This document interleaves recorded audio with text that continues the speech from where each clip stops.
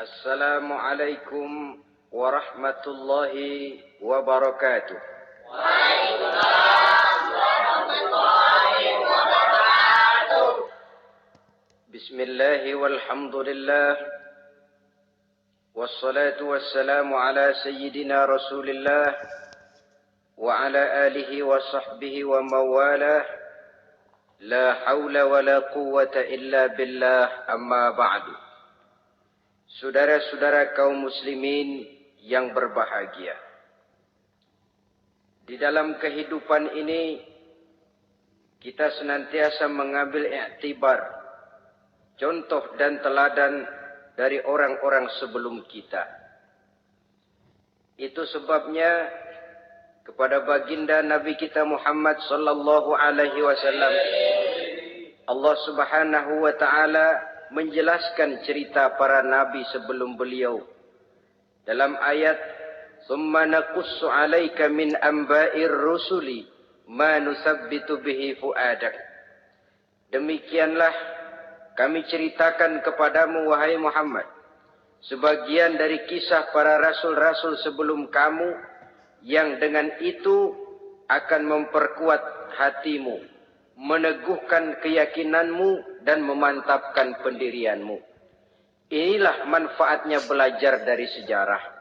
Jadi jangankan kita, baginda Nabi sendiri pun oleh Allah Subhanahu wa taala diceritakan sejarah para nabi sebelum beliau yang dimusuhi oleh umatnya, yang dicaci maki oleh kaumnya, yang terusir dari kampung halamannya, bahkan sampai ada yang terbunuh oleh umatnya.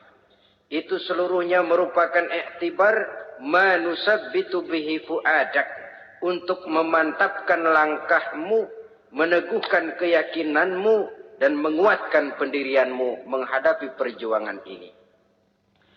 Sehubungan dengan itu, pada pertemuan kali ini Al-Fakir ingin menyampaikan satu cuplikan kecil dari kehidupan seorang sahabat utama baginda Nabi, yaitu Sayyidina Umar ibn al-Khattab radhiyallahu anhu. Beliau adalah Umar bin Khattab bin Nufail bin Abdul Uzza dari suku Quraisy, golongan Bani Adi. Perawakannya tinggi, kekar dan gagah, melambangkan sifatnya yang pemberani, tegas, dan tidak pernah kenal takut kepada siapapun. Sebelum mendapat hidayah, Umar bin Khattab termasuk orang yang berdiri di barisan orang-orang yang memusuhi umat Islam. Ia terperangkap dalam tradisi jahiliyah, di mana gemar berperang dan bermabuk-mabukan juga merupakan hal-hal yang pernah dilaksanakan dalam kehidupannya sebelum beliau masuk ke dalam agama Islam. Oleh karena itu, dalam kehidupan beragama, hidayah merupakan sesuatu yang penting. Bagaimanapun banyaknya dosa dan kesalahan yang telah dilakukan oleh seseorang, tidak seharusnya menyebabkan ia putus asa dari rahmah Allah. Sebaliknya, bagaimanapun banyak kebajikan dan kebaikan yang sudah dikerjakannya, tidak perlu membuat dia besar hati, puas, bangga, apalagi menjadi lalai karenanya. Sebab kita belum tahu akan bagaimana ujung perjalanan dari kehidupan kita ini. Saudara-saudara, Kisahnya pun masuk Islam merupakan peristiwa yang menarik. Pada satu hari, dengan pedang terhunus, Umar bin Khattab menuju Darul Arqam, tempat di mana baginda Nabi biasa berkumpul dengan para sahabat. Melihat mukanya yang beringas, matanya yang nanar, orang sudah menyangka dan mengerti ini tentu akan terjadi pembunuhan. Dalam perjalanan menuju Darul Arqam, Umar bertemu dengan Nuaim bin Abdullah. Nuaim bertanya, "Ya Umar, mau kemana ente?" "Mau membunuh itu, si murtad itu," kata. "Si murtad yang mana?" "Yang mana lagi? Itu yang memecah belah kita, yang menghina berhala-berhala kita, yang menjelek-jelekkan nenek moyang dan keturunan kita. Siapa lagi kalau bukan Muhammad?" Kata Nuaim, "Umar, enggak salah. Tidak salah lagi." "Salah Umar." "Salah kenapa?" "Apa kamu enggak malu? Kamu mau pergi membunuh Muhammad, sementara adikmu sendiri Fatimah, dia sudah termasuk salah seorang pengikut Muhammad." Mendengar ini, muka yang memang tadinya sudah marah dan merah, tambah jadi kelabu. Bukan main mangkelnya Umar bin Khattab. Orang lain dia musuhi, orang lain dia kejar-kejar. Ini malah adiknya sendiri menjadi pengikut dari baginda Nabi. Tidak jadi menuju Darul Arqam, dia berangkat ke rumah adiknya Fatimah. Adapun di rumah Fatimah sedang berkumpul Fatimah, suaminya Sa'id bin Zaid, dan seorang sahabat Habbab ibnul Arad. Mereka sedang membaca Quran. Waktu itu Quran belum lagi dijilid macam sekarang, jadi masih merupakan suhuf atau lembaran-lembaran tercecer saja. Ketuk pintu. Ya tentu tidak assalamualaikum karena dia belum Islam. Tok, tok, tok. "Siapa di luar?" "Umar." Mendengar suaranya saja, ini sahabat yang namanya Habbab ibnul Arad sudah lari ke belakang pintu. Sambil komat kamit baca doa mohon diselamatkan oleh Allah. Adapun Fatimah yang sedang memegang suhuf, lembaran tulisan Quran itu, menyembunyikan suhuf itu di belakang bajunya. Umar masuk. "Fatimah." "Saya bang." "Apa benar berita yang saya dengar?" "Berita apa itu bang?" "Bahwa kau sudah masuk Islam." "Bang, andai kata Muhammad memang benar, bagaimana?" "Sudahlah, jangan belit-belit. Jawab saja, kau masuk Islam benar atau tidak?" "Ya." Saudara hadirin, begitu dikatakan iya, tangannya langsung melayang, menampar muka adiknya ini, sehingga mengalir darah dari hidungnya. Suaminya Sa'id bin Zaid yang mencoba melindungi istrinya, dipegang lehernya, dibanting, diduduki dadanya. Oh, ini jawara ini.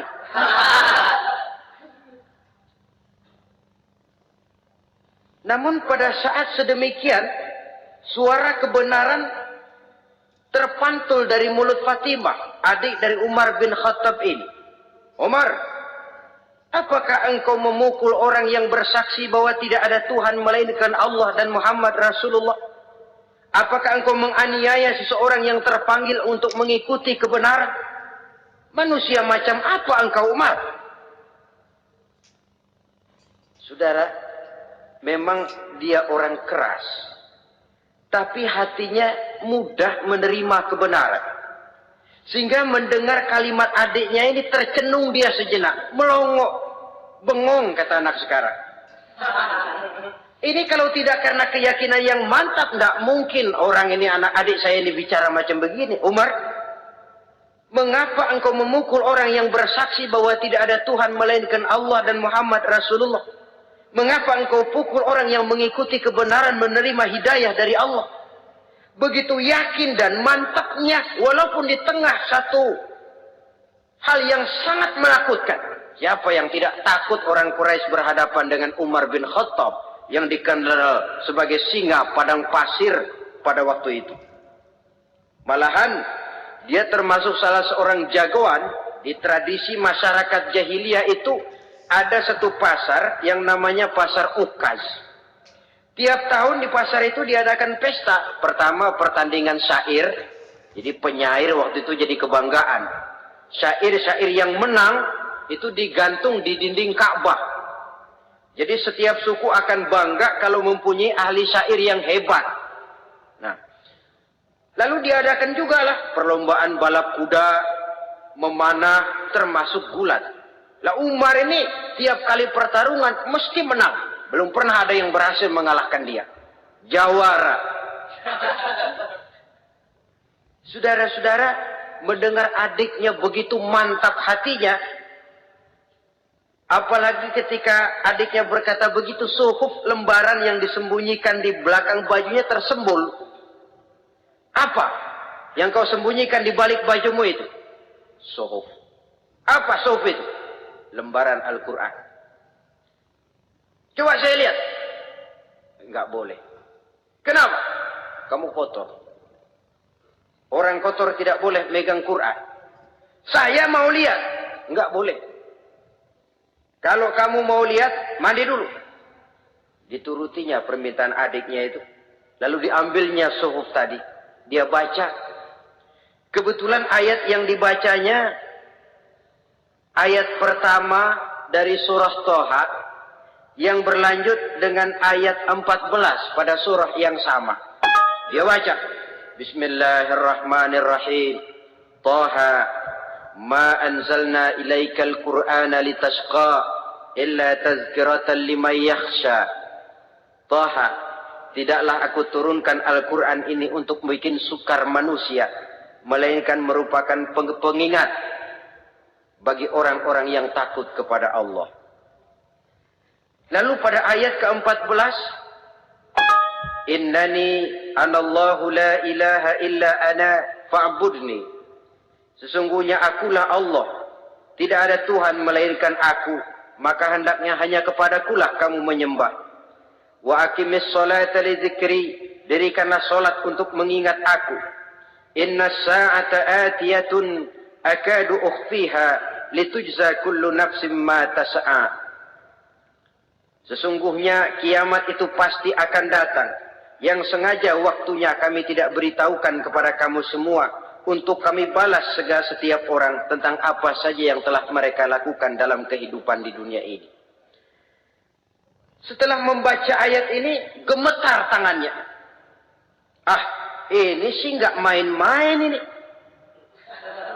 Ini belum pernah saya baca ajaran semacam ini. Tidak patut orang yang mempunyai kitab suci semacam ini dimusuhi. Ini sesuatu yang benar, tergetar jiwanya. Hei, Fatimah, Muhammad di mana Muhammad? Saya tidak akan memberitahu kepada kamu. Di mana?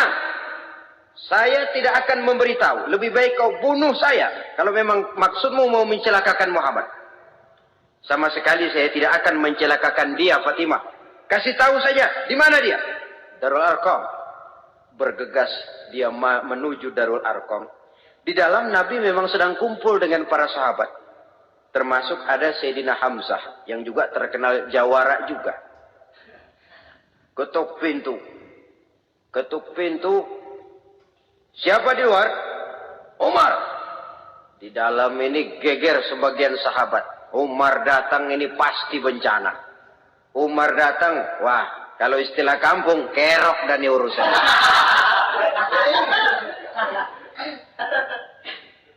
Tapi baginda Nabi menenangkan mereka. Tenang. Mudah-mudahan ada hikmahnya. Sayyidina Hamzah tampil. Bukakan dia pintu. Kalau niatnya baik, kita terima. Kalau niatnya tidak baik, saya paling depan. Dibukakan pintu. Begitu dibukakan pintu, Umar masuk merangkul baginda Nabi, kemudian dengan tersendat, asyhadu an la ilaha illallah wa asyhadu annaka ya Muhammad Rasulullah.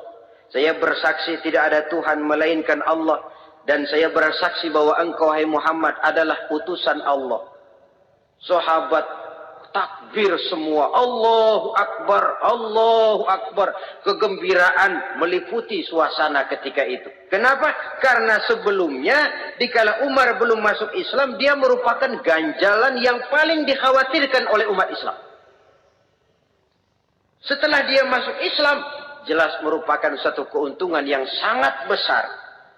Dan dia tertarik kepada Islam bukan karena bujuk rayu orang, tidak karena diberikan harta, tidak karena diiming-iming oleh kedudukan tinggi, tapi karena kebenaran, hidayah menembus hatinya melalui wasilah ayat dalam surah Thaha yang dibacanya melalui suhuf yang dipegang oleh adiknya tadi. Sejak saat itu berubah 180 derajat Umar bin Khattab radhiyallahu anhu. Tetapi tetap dengan sifatnya keras, tegas, dan tidak pernah kenal takut kepada siapapun. Cuma kalau sebelum Islam, dia kerasnya kepada Islam. Setelah dia masuk Islam, muter arah. Kepada siapapun yang memusuhi Islam, dia bersikap keras, tegas, dan tidak pernah kenal takut. Bahkan setelah beliau masuk Islam, satu hari ketika di Darul Arqam kumpul-kumpul, waktu itu Nabi belum berdakwah secara terbuka karena pengikut masih sedikit. Sayyidina Umar usul, ya Rasul, ada apa Umar? Alasna alal haq fi mamatina wa mahyana. Ya Rasul, bukankah kita ini berdiri di atas sesuatu yang benar? Bukankah mati kita, hidup kita untuk melaksanakan sesuatu yang benar? Bala ya Umar, betul Umar. Wallazi nafsi biyadih, innakum la'ala al-haq in muttum wa in huyyitum. Demi Allah Umar, kata Nabi, sesungguhnya kamu dan kita semua berdiri di atas kebenaran, hidup ataupun mati. Setelah mendapat jawaban begini, Umar masuk kepada tujuan pembicaraannya. Izan ya Rasul, fafimal ikhtifa.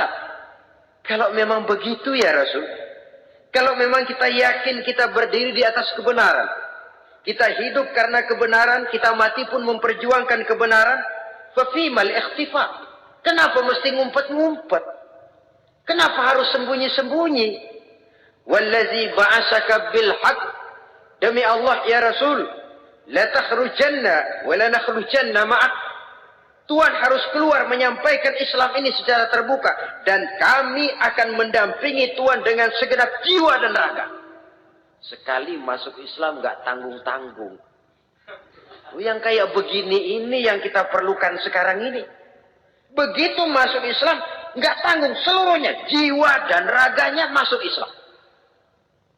Beliau yang pertama kali mengajukan ide, kenapa harus dakwah sembunyi ya Rasul? Wong kita berdiri di atas kebenaran, memperjuangkan sesuatu yang hak. Kalau kita mati, kita pun mati membela kebenaran. Kenapa mesti fafimal ikhtifa? Kenapa harus sembunyi-sembunyi? Mulai sekarang, mari keluar ya Rasul. Saya akan dampingi Tuhan, nyawa taruhannya. Saudara hadirin yang saya hormati,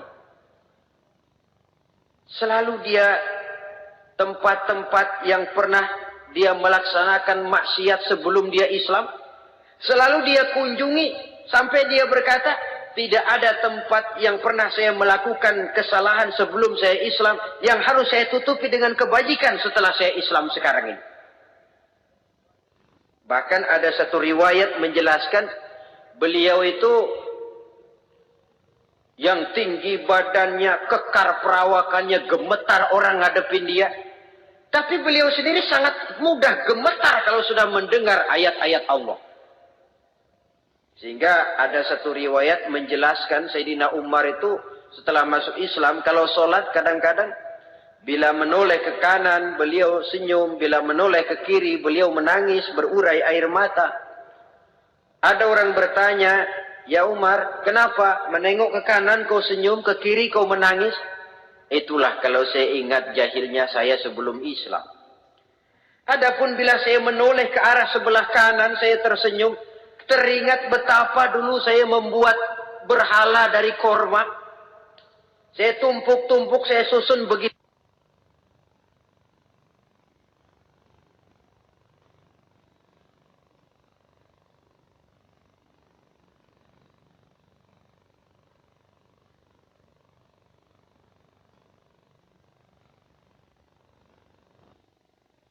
Itu rupa.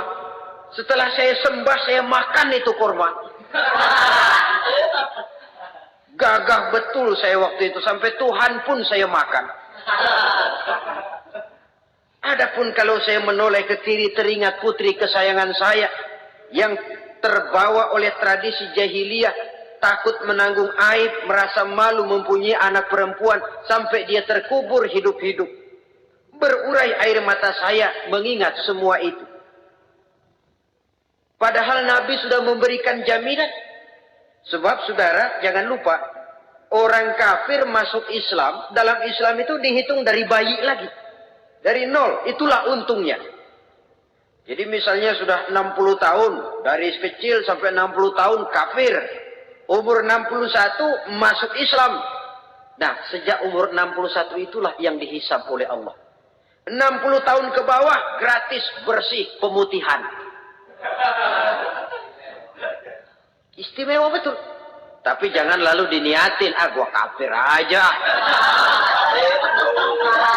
Nanti sudah tua-tua mau giliran mati baru Islam. Nah, itu diniatin lain. Ini yang karena faktor hidayah, saudara-saudara. Nah, cintanya kepada baginda Nabi luar biasa. Dalam setiap pertempuran beliau selalu di front terdepan. Bahkan demikian cintanya sampai ketika hari di mana baginda Nabi wafat, saudara-saudara. Disampaikan berita wafat Nabi kepada Umar ini. Ya Umar, baginda Nabi sudah wafat. Kamu ngomong apa? Baginda Nabi sudah wafat. Bukan sedih, nyabut pedang, keluar matanya melotot. Siapa yang bilang Muhammad mati, saya tabas batang lehernya. Begitu cintanya beliau kepada baginda Nabi, sampai-sampai nggak menerima kalau Nabi wafat. Taruhlah nggak bisa mati bersamaan, bolehlah mati beriring-iring saja barangkali maksudnya. Saudara-saudara, cabut pedang, kelayaban kemana-mana. Ayo, siapa ngomong Muhammad mati, saya tabas batang lehernya. Sampai bertemu dengan Sayyidina Umar, Sayyidina Abu Bakar. Di tempat orang banyak, Sayyidina Abu Bakar yang bijaksana ini pidato. Ayuhan nas, man kana ya'budu Muhammadan, fa inna Muhammadan qad mata. Wa man kana ya'budu Allah, fa inna Allah hayyun la yamut. Wahai manusia, barang siapa yang menyembah Muhammad, maka Muhammad sudah mati. Tetapi barang siapa yang menyembah Allah, Allah akan hidup selamanya dan tidak akan pernah mati. Mendengar pidato ini, Sayyidina Umar sadar bahwa sebenarnya yang tidak bisa mati itu cuma Allah. Bagaimanapun agungnya baginda Nabi, besarnya baginda Nabi, tinggi akhlak budi pekertinya Nabi, cintanya beliau kepada Nabi, Nabi manusia. Dan manusia harus mati. Kemudian dibacakan surah Ali Imran ayat 144. Wa ma Muhammadun illa rasul qad khalat min qablihi rusul afa imma ta'au qutilan qalabtum ala aqabikum. Muhammad tidak lain daripada manusia, telah datang kepadanya rasul. Apakah jika ia mati engkau kembali menjadi murtad atau mundur ke belakang? Mendengar ayat ini dibacakan, Sayyidina Umar sadar, berurai air matanya, menangis dalam kesedihannya. Ini cintanya yang demikian tinggi kepada baginda Rasulullah sallallahu alaihi wasallam.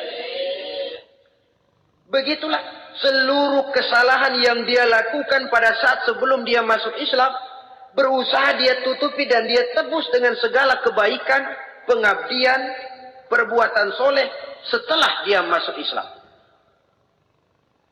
Sehingga diajarkan oleh baginda Nabi, ittaqillaha haitsu ma kunta wa atbi'i sayyi'atal hasanata tamhuha wa khaliqin nasa bi khuluqin hasanin. Bertakwalah kamu kepada Allah, kata Nabi, dimanapun saja kamu berada. Jadi takwa tidak kenal tempat. Dimanapun saja kamu berada, bertakwalah kepada Allah. Di rumah takwa, di pasar takwa, di kantor takwa, di tengah orang banyak takwa, pada waktu sendirian takwa. Ittaqillaha haitsu ma kunta. Bertakwalah kau kepada Allah dimanapun saja kamu berada. Jangan takwa pakai tempat. Di masjid takwa, di kantor nyolong. Itu tidak haitsu ma kunta. Yang diajarkan oleh Nabi, dimanapun kamu berada, bertakwalah kepada Allah. Wa atbi'i sayyi'atal hasanah tamhuha. Dan iringi perbuatanmu yang salah dengan kebaikan. Jadi kalau satu saat terselip kita berbuat salah, cepat iringi dengan kebaikan, tamhuha, dengan harapan kebaikan yang kita kerjakan akan menutupi dosa yang terselip kita lakukan. Ngomongin orang, astagfirullahalazim, banyak istighfar. Istighfarnya mudah-mudahan bisa nutupin dosa karena ngomongin orang. Tapi jangan lalu tambah sulam, ngomongin orang istighfar, terus ngomongin lagi istighfar lagi. Itu tentu tidak bisa dengan cara begitu. Barangkali terselip pernah mengambil harta orang tanpa alasan yang hak, imbangi dengan rajin sedekah misalnya. Barangkali pernah menyakiti hati orang, imbangi dengan perbuatan yang bisa menyenangkan hati orang lain. Itu namanya mengiringi perbuatan yang bersifat salah dengan kebajikan. Ini yang dilakukan oleh Sayyidina Umar. Setiap pelosok hampir dia datangi. Tempat-tempat di mana dia pernah melakukan kesalahan sebelum Islam, di sana dia tegakkan kebajikan dan kebaikan. Kegagahannya, keperkasaannya, keberaniannya sepenuhnya bulat-bulat sudah diwakafkan untuk kepentingan Islam. Saudara hadirin yang saya hormati, diperlukan orang-orang yang punya keberanian macam Sayyidina Umar. Berani karena panggilan hidayah, bukan berani babi. Babi berani juga babi, cuman nyeruduk.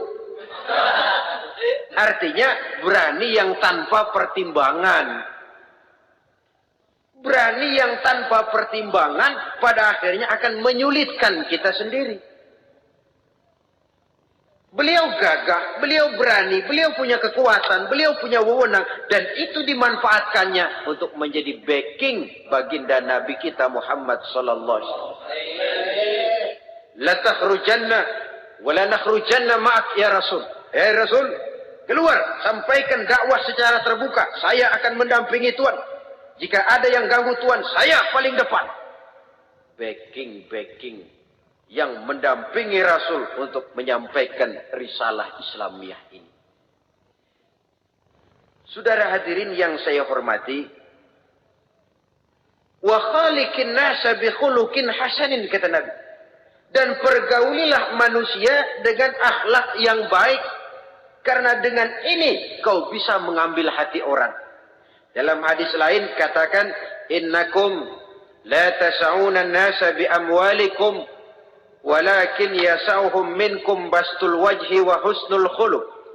Kamu tidak akan bisa menyenangkan orang banyak dengan hartamu, tapi kamu bisa ambil hati mereka dengan budi pekerti yang luhur dan muka yang manis. Dengan harta belum tentu kita bisa menyenangkan semua orang. Tapi budi pekerti yang luhur, muka yang manis, itu yang akan bisa membuat kau menyenangkan orang banyak.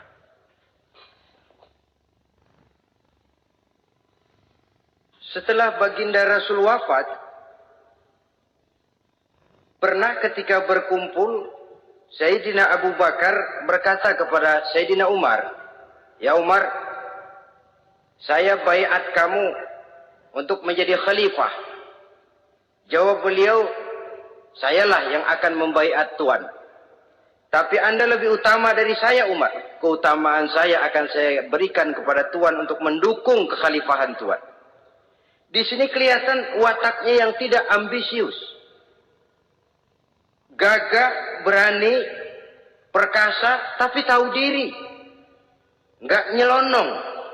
Tidak menggunakan kekuasaannya, kegagahannya untuk maksud yang sewenang-wenang. Oleh karena itu setelah Sayyidina Abu Bakar wafat, beliau dilantik menjadi khalifah, keluarlah pidatonya yang terkenal. Ayuhan nas, inni qad wullitu alaikum walastu bi khairikum. Hai manusia, aku telah dipilih menjadi pemimpin kamu. Padahal aku bukanlah orang yang terbaik di antara kamu. Kalau tidaklah karena aku melihat keutamaan, keteguhan yang dapat melindungi kalian, berat rasanya aku memikul amanah ini. Sebab apa? Alangkah beratnya menunggu datangnya perhitungan di akhirat nanti terhadap Umar. Ini yang jadi motifnya memegang jabatan khalifah. Sungguh berat bagi Umar menunggu datangnya saat perhitungan. Sehingga seolah-olah kalau bisalah jadi Umar bin Khattab saja, jangan jadi khalifah kalau bisa. Tapi moya umat sudah kadang memilih. Sehingga benar kalau dalam satu hadis Nabi pernah mengajarkan jangan memberikan satu jabatan kepada orang yang memintanya. Sebab orang kalau sudah minta jabatan, apalagi pakai jilat-jilat, pakai upeti-upeti, tentu ada tendensinya. Ada batu di balik udang. Kalau udang di balik batu kan mungkin nggak kelihatan, tapi kalau batu di balik udang kelihatan betul itu. Ada maunya, ambisinya. Jangan memberikan satu jabatan kepada orang yang memintanya. Seakan di batinnya Sayyidina Umar menyesali. Kenapa Umar nggak jadi Umar saja, kok mau jadi khalifah gitu. Alangkah berat perhitungan buat saya di akhirat nanti. Nah, setelah jadi khalifah, sebagai satu i'tibar, saya akan mencoba mengemukakan beberapa sifatnya yang menonjol untuk pelajaran buat kita semua.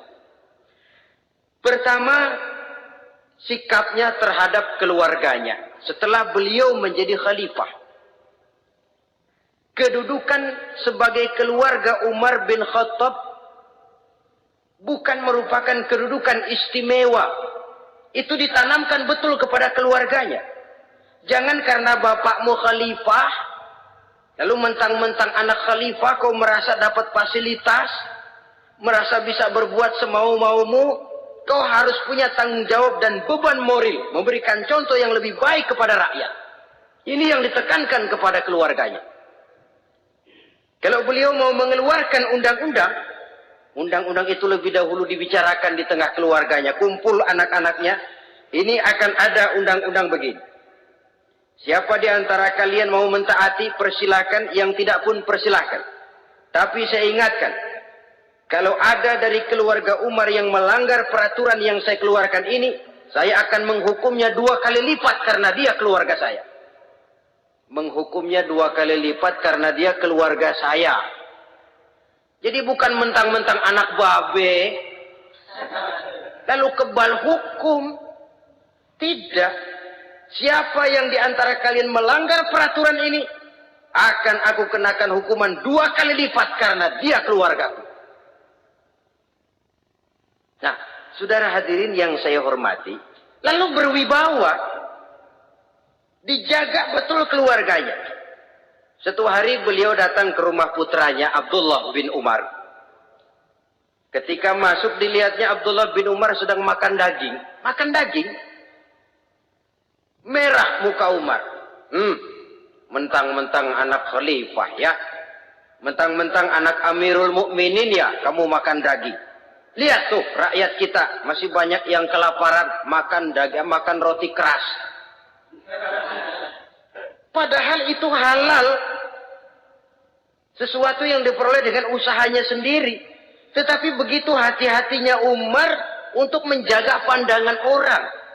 Keluarga khalifah merupakan beban moral sebab akan dijadikan contoh oleh rakyatnya. Mentang-mentang anak khalifah ya makan daging. Lihat tuh rakyat, roti keras digarotin. Lain saat beliau pergi ke satu pasar. Di situ dilihat ada sapi gemuk-gemuk. Tempat lain sapinya kurus-kurus. Tanya, ini yang gemuk-gemuk sapi siapa? Sapi Abdullah bin Umar. Sapi anaknya. Panggil Abdullah bin Umar, suruh sini. Datang anaknya. Abdullah bin Umar, bagaimana ceritanya sampai ini? Begini Bapak. Dahulu itu dengan uang saya beli sapi, kurus-kurus. Lalu saya rawat. Saya berikan upah orang untuk merawat sapi-sapi itu. Sampai sekarang dia menjadi gemuk. Akan saya jual dan keuntungannya tentu sesuatu yang halal. Subhanallah, kata Umar. Kau ini anak Amirul Mukminin. Jual sapimu. Ambil modalnya, untungnya, masukkan baitul mal untuk urus kepentingan orang Islam. Dia nggak mau anaknya terlibat bisnis, ndompleng kekuasaan ayahnya. Karena mentang-mentang anak khalifah lalu segala macam bisnis lancar. Orang takut karena apa? Anak babe. Ada lagi. Pada waktu pembagian harta ghanimah, putri beliau yang namanya Hafsah, ini adalah istri baginda Nabi, meminta bagian. Kaum kerabat ayah, ini kerabat khalifah. Kitalah dulu kerabat. Kalau kau kerabatku, maka jatahmu nanti dari ayahmu. Harta ini masih lebih banyak dibutuhkan oleh orang-orang Islam. Nanti belakangan, kalau ada sisanya. Belakangan kalau ada sisanya. La haula wala quwata illa billah.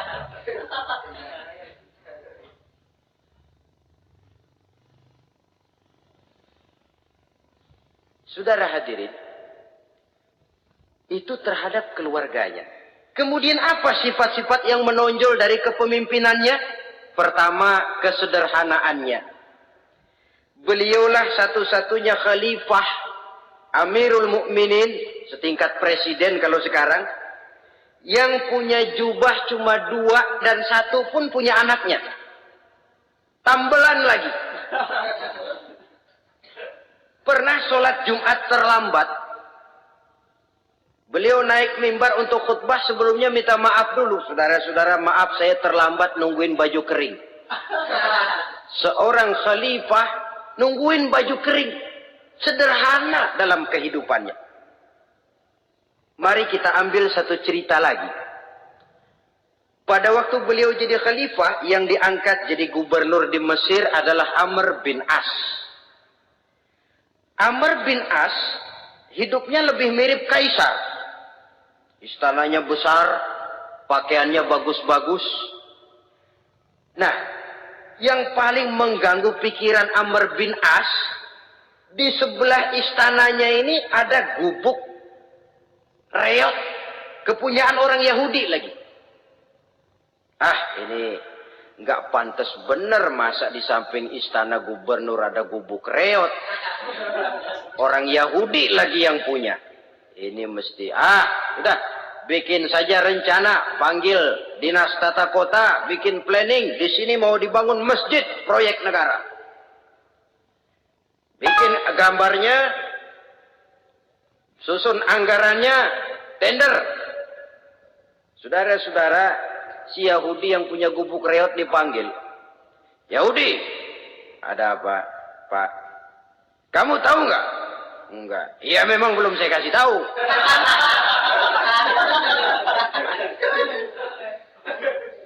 Ada apa, Pak?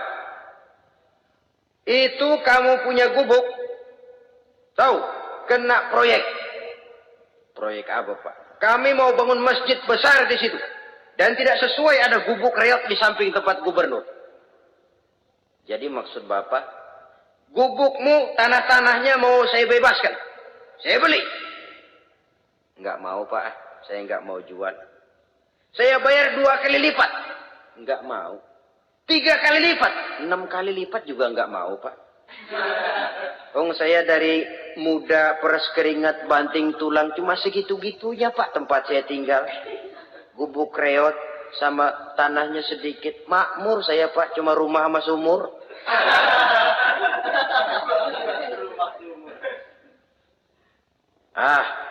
Ini Yahudi kelewatan juga. Akhirnya turun perintah. Sudah, kalau dia nggak mau dibebaskan, gusur saja. Tarik, ambil bulldozer. Gusur. Yahudi ini berurai air matanya. Aduh, begini. Jadi rakyat kecil. Udah jatuh ketiban ember lagi. Tapi pikir-pikir Amr bin As kan bukan yang paling atas. Dia kan cuma pejabat, masih ada atasannya lagi. Lapor lapor. Yahudi ini berangkat ke Madinah. Bayangkan dari Mesir ke Madinah. Jalan. Di sepanjang jalan dia berpikir. Pikir membanding-banding. Kalau gubernurnya saja istananya begitu mewah, apalagi khalifahnya. Kalau gubernurnya galak main gusur, apalagi khalifahnya. Dan saya bukan orang Islam, apa dia lemin ngadu? Apa dapat tanggapan? Berangkat dia sambil harap-harap cemas. Sampai di pintu kota Madinah, dia temui orang lagi tidur di bawah pohon korma. Selamat siang, Pak. Ada apa? Pak. Apa? Mau lapor. Lapor apa? Bapak tahu Khalifah Umar bin Khattab? Tahu? Istananya di mana, Pak? Istananya di atas lumpur. Di atas lumpur. Di atas lumpur. Pengawalnya banyak, Pak. Banyak. Siapa, Pak? Yatim piatu, janda-janda tua, orang-orang miskin, orang-orang lemah, itu pengawalnya. Pakaian kebesarannya apa sutra apa, Pak? Pakaian kebesarannya malu dan takwa. Saya nggak ngerti, Pak. Itulah Umar bin Khattab. Lalu orangnya sekarang di mana, Pak? Di depan ente. Rupanya yang dia tanya itulah orangnya. Gemeter Yahudi ini, keringat bercucuran. Coba, istananya di atas lumpur. Sebab beliau berprinsip, bagaimana saya bisa menghayati nasib rakyat kalau saya tidak merasakan apa yang mereka rasakan. Bagaimana saya nggak bisa tahu sakitnya lapar kalau saya belum pernah kelaparan. Itu prinsipnya. Istananya di atas lumpur. Para pengawalnya yatim piatu, janda-janda tua, orang-orang miskin, orang-orang lemah dan tidak mampu. Dan pakaian kebesarannya malu dan takwa. Kamu dari mana? Dari Mesir, Pak. Ada apa? Mau laporan gubernur Bapak di Mesir yang namanya Amr bin As. Kenapa? Main gusur aja, Pak. Ceritanya, iya dia mau bangun masjid. Kebetulan di areal itu saya punya tanah sama gubuk segitu-gitunya. Saya nggak mau dibeli, digusur, Pak. Saya mau mencari keadilan. Begini, kamu lihat tempat sampah itu. Lihat, di situ banyak tulang. Coba kamu ambil kemari satu, tulang unta, bawa sini. Bingung Yahudi. Pak, saya kemari mau cari keadilan. Kalau tulang mah di Mesir juga banyak, Pak. Sudahlah, pokoknya kau ambil saja tulang itu. Coker, dapat dikasih. Tulang itu digaris lurus oleh Sidina Umar dengan ujung pedang. Red. Nah, kau bawa kepada Amr bin As. Makin bingung itu Yahudi. Suruh bawa tulang cuman digaris. Nanti saya ngomong apa, Pak? Sudahlah, kasih saja. Pulang dia. Sampai di Mesir, Tuan Gubernur, ada apa? Saya baru menghadap khalifah.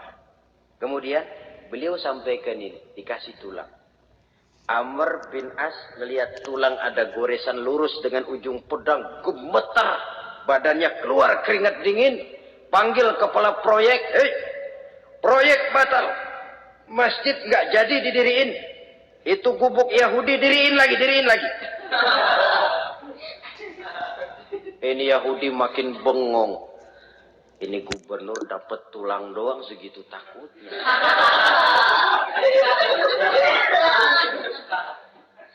Ada apa sebenarnya Tuan Gubernur? Kamu tahu, ini nasihat pahit buat saya dari Amirul Mukminin Umar bin Khattab. Seolah-olah beliau bilang, hai Amr bin As, jangan mentang-mentang sedang berkuasa ya. Pada suatu saat kau akan jadi tulang-tulang kayak begini. Maka mumpung kamu masih hidup dan berkuasa, berlaku lurus dan adillah kamu seperti lurusnya garis di atas tulang ini. Red. Lurus, adil, jangan bengkok. Sebab kalau kamu bengkok, nanti aku yang luruskan pakai pedangku. Siapa yang enggak ngeper digituin? Sampai akhirnya apa? Kata si Yahudi, Pak, kalau begitu Islam adil ya. Adil. Kalau gitu biarin dah Pak, tanah saya. Mau kamu jual? Bukan saya jual Pak, saya kasih aja dah. Campur gubuk-gubuknya, ambil aja dah.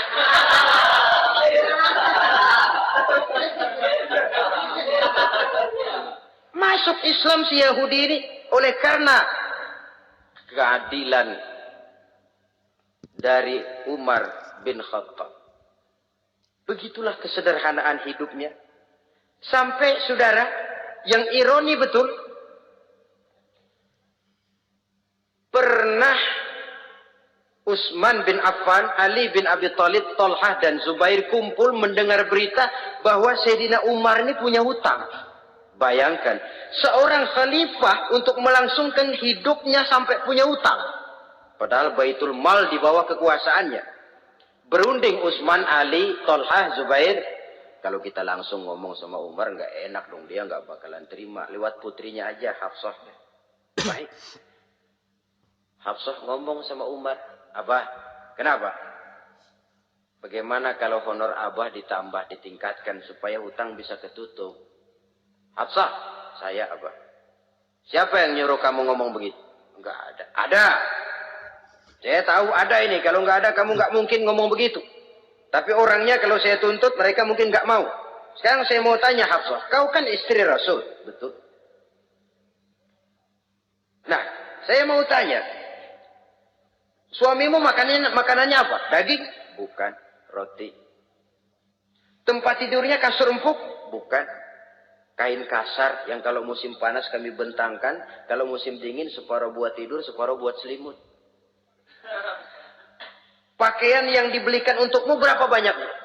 Cuma 2. Nah, itu guru saya. Orang yang paling saya cintai. Dan itu yang saya ikuti. Bahkan setelah beliau wafat, Sayyidina Umar ini, hutangnya ditanggungkan kepada anaknya Abdullah bin Umar. Dan itu pun dilunasi dengan menjual rumahnya. Sehingga rumahnya itu disebut Darul Qadha. Rumah bayar hutang. Begitu kesederhanaannya. Jadi nggak pakai aji mumpung jadi khalifah lalu kayak ikan gurita, tangan yang mana aja megang. Itu kan mental monyet. Monyet itu kan begitu. Tangan megang kiri kanan, mulut ngawal, kaki megang, temennya dikasih masih ngerampas juga. Monyet rakus betul itu. Itu kesederhanaannya. Kenapa kesederhanaan ini timbul? Karena sikap zuhudnya. Zuhud itu tarkud dunia li ajlil akhirah. Orang yang mengambil dunia hanya yang diperlukan dengan lebih mengutamakan kehidupan akhirat. Watak zuhudnya yang sangat menonjol. Dialah pahlawan yang paling berani di medan perang. Dialah imam yang paling khusyuk di masjid. Dan tidak jarang kalau sholat sendiri, begitu membaca ayat yang menceritakan neraka, nangis berurai air matanya. Saudara hadirin, ma'asyiral muslimin, rahimakumullah. Jadi kesederhanaan dan kezuhudan ini bukan lewat teori. Disampaikan oleh Umar. bukan lewat penataran seluruh aparat, tidak. Lewat contoh konkret, inilah saya, contoh sederhana dan zuhud. Bagaimana saya akan bisa merasakan penderitaan kalau saya sendiri tidak pernah menderita? Bagaimana saya akan tahu sakitnya lapar kalau saya belum pernah kelaparan? Maka tanpa penataran, tanpa upgrading segala macam, berhasil karena prinsip keteladanan. Beliau jadi contoh utama. Dan sumber utamanya tentu tidak lain karena contoh dari baginda Nabi besar Muhammad sallallahu alaihi wasallam. Dua, sederhana, yang kedua zuhud. Yang ketiga, sifat yang menonjol dari kekhalifahannya adalah adil. Kalau sudah bicara soal hukum, dia tidak pernah kenal kompromi. Adalah seorang pemuka Nasrani masuk Islam. Namanya Jabalah bin Aiham. Ketika dia bikin haji, kain ihramnya keinjak orang Arab yang hitam. Badui. Jengkel. Dia merasa bekas tokoh. Enak aja nih orang udah jelek nginjak lagi. Ditempeleng orang tadi. Orang ini lapor kepada Umar. Panggil Jabalah bin Aiham. Panggil. Kau ditampar? Betul Khalifah. Tampar dia. Tampar lagi. Dipukul orang itu. Di depan Sayyidina Umar. Jadi tidak karena kau ini bekas kepala suku, kau ini bekas orang terhormat, lalu ada kebijaksanaan yang tidak bijaksana. Kebijaksanaan yang akhirnya jadi tidak bijaksana. Dan itu memang sudah dimulai dengan memblokir keluarganya. Tidak satu keluarganya pun yang boleh mempunyai perasaan bahwa menjadi keluarga khalifah merupakan fasilitas dan keuntungan. Kau jangan makan di atas punggungku. Kau jangan menikmati fasilitas di atas keringatku. Dan tidak ada keinginan mewariskan jabatan khalifah kepada anak-anaknya. Pernah beliau musyawarah. Saya bingung. Kenapa khalifah? Gubernur Kufah ini sulit nyari orang. Diangkat yang lemah, rakyat ngeluh. Diangkat yang keras, rakyat juga ngeluh. Ada calon khalifah. Kalau ini mah nggak salah lagi nih buat gubernur Kufah. Siapa? Abdullah bin Umar. Anak beliau sendiri. Melotot matanya. Jangan macam-macam kau. Cukup satu orang Umar memegang jabatan ini. Kalau berhasil, kami keluarga Umar sudah merasakannya. Kalau gagal, cukup kegagalan seorang Umar. Tidak berusaha mengorbitkan anaknya. Wah, anak babe diangkat jadi tidak, malah diblokir, cari yang lain. Tapi Abdullah bin Umar cukup syarat ya khalifah. Dia orang bertakwa dan soleh. Yang takwa dan soleh bukan cuma anak Umar, anak orang lain juga banyak yang takwa dan soleh. Itu prinsipnya. Sehingga ketegasannya ini membuat orang jadi sungkan. Dan tidak seorang pun berani kirim-kirim upeti hadiah. Pernah itu ada pejabat dari Azerbaijan kirim makanan, kue, mending apa? Kue. Itu dicicipi enak. Enak juga ya kue ini. Enak khalifah. Ini di sana apa makan rakyat biasa? Bukan. Ini makanan orang-orang VIP. Nah, dibungkus lagi itu kue. Dibungkus. Ontamu mana? Di luar. Ambil, bawa pulang, serahkan lagi kepada gubernur di sana. Kasih tahu salam dari Umar bin Khattab. Kenyangkan dulu rakyat dengan makanan seperti ini. Kita belakangan. Jadi kalau rakyat lapar, saya orang pertama yang akan merasakan kelaparan. Tapi kalau rakyat makmur, biarlah saya menjadi orang terakhir yang kenyang. Kan bagus prinsip itu. Jikalau rakyat kelaparan, saya akan jadi orang pertama yang merasakan lapar. Tapi kalau rakyat makmur, biar saya jadi orang terakhir yang kenyang. Jangan dibalik. Pada saat rakyat kelaparan, dia kekenyangan. Dan selanjutnya, sikap keadilannya ini, saudara-saudara, menyebabkan hukum lalu jadi berwibawa. Pernah, beliau jalan-jalan di lorong kota Madinah. Di tempat yang namanya Harah bersama Aslam. Ada ibu-ibu, anaknya nangis. Lapar, ma, lapar, ma. Sabar, dikit lagi matang gitu. Emang tuh ibu lagi ngerebus. Bunyi, air ngegulak. Luguk. Umar lihati dari jauh, belum juga matang. Ini anak dari nangis, lapar, sampai capek nangis, sampai tidur. Anak tidur, Umar samperin. Bu, yang masak apa sih kok nggak bisa matang?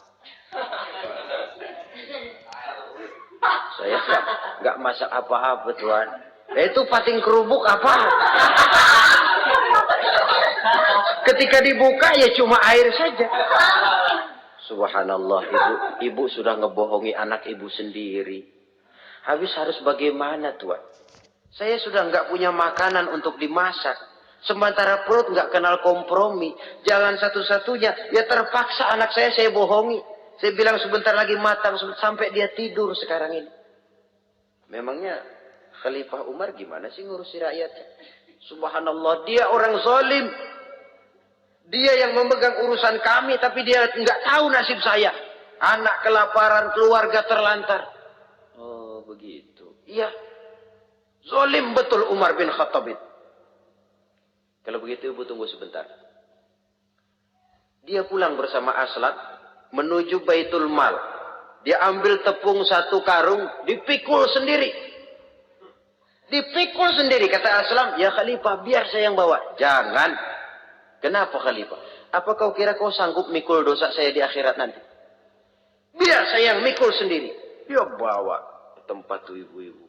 Dia masakin sendiri. Nah bu, sudah matang, persilakan masak. Makan. Alhamdulillah Tuan. Mudah-mudahan Allah memberkahi Tuan. Tuan lebih baik dari Umar bin Khattab yang zalim itu. Memang sebenarnya Tuan siapa, kata tuh ibu? Saya. Iya. Saya ya Umar bin Khattab yang ibu bilang zalim itu. Gemetar si ibu. Gemetar si ibu. Tapi memang peka dan menghargai kritik orang. Tidak membungkam setiap orang yang nadanya sumbang atau berbeda. Kadang beliau berkata, saya khawatir karena orang terlalu segan dengan saya, lalu nggak ada yang berani negur kalau saya salah. Kan begitu biasanya. Karena sudah terlalu segan, lalu semuanya orang mau diaminin saja. Asal dibilang nggak benar, marah, jengkel. Lalu disingkirin, maunya diiyain, ingge, kulonuwun. Oke bos. Beliau bilang, saya khawatir kalau tidak ada orang yang mau menegur kesalahan saya jika saya terlanjur nanti. Tahu-tahu muncul orang. Demi Allah, saya akan menegur Tuan dengan pedang saya ini. Cerah mukanya, senyum bibirnya. Alhamdulillah, anak muda, saya memerlukan orang macam kau. Yang berani berkata ya terhadap yang benar dan tidak terhadap yang tidak benar, apa dan bagaimanapun resikonya. Di sini kelihatan sikap beliau menghadapi orang yang berbeda pendapat. Keadilan, keberanian dan ketegasan, cepat menerima kebenaran, merupakan serentetan dari sifat-sifat utama beliau sejak masuk Islam sampai menjadi khalifah yang kedua. Bahkan dengan jasa beliau, Islam kemudian tersebar, menembus dinding Jazirah Arabia, memasuki Bizantium dan Persia, sehingga beliau juga dikenal sebagai periode Al-Futuhat Al-Islamiyah. Nah, saudara-saudara, inilah cuplikan kecil dari kehidupan seorang agung dan besar yang memang sangat terbatas kata-kata untuk melukiskan kebesaran itu. Namun yang secuplik ini mudah-mudahan menjadi sumbangan moral dalam rangka kita memperbaiki diri menuju kehidupan yang lebih baik. Terima kasih banyak atas segala perhatian. Mohon maaf atas segala kekurangan. Usikum wa nafsi bitaqwallah. Wassalamualaikum warahmatullahi wabarakatuh.